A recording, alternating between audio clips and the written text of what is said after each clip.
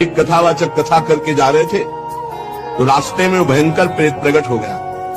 बार बार इधर उधर उधर प्रकट होता।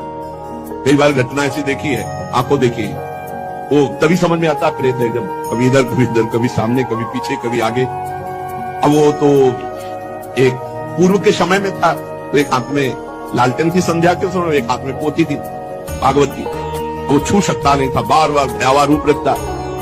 उन्होंने कहा कि हमें लग गया है पता कि आप अधोगति को प्राप्त कोई जीव हो, प्रेत योनि को प्राप्त हो, थोड़ा तो डर लग रहा है हमें, पर हमें तुम छू नहीं सकते हो क्योंकि मैं नाम जपता हूं, मेरे साथ भागवत है। प्रेत ने आए समीप आकर कहा कि डर नहीं लग रहा तो अब मैं तुमसे बात करता हूं, मैं तुम्हें तंग करने नहीं आया।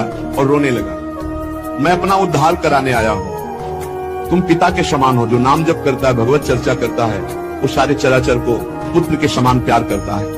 मैं भी तो आपका पुत्र हूं, मैं दुर्गति को प्राप्त हो गया हूं। आज तक मुझे ऐसा कोई दिखाई नहीं दिया जिससे मेरा कल्याण होता, आज आप दिखाई दिए जिससे मेरा कल्याण होगा। मैं बुडवा नाम का प्रेत हूं जो पानी में ही रहता हूं पर पानी नहीं पी सकता, बड़ी दुर्गति होती है।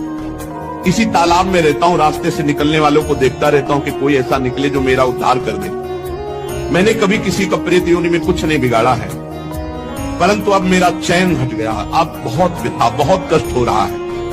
हरिनाम या हरि कथा दो से ही मेरा उद्धार हो सकता है।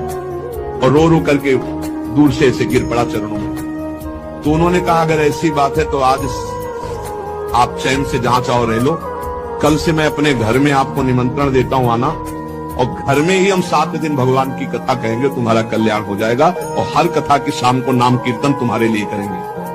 पंडित जी ने उसके प्रारब्ध को नष्ट कर दिया। 7 दिन की कथा, 7 दिन का नाम कीर्तन, वो बुढ़वा प्रेत भगवान के धाम।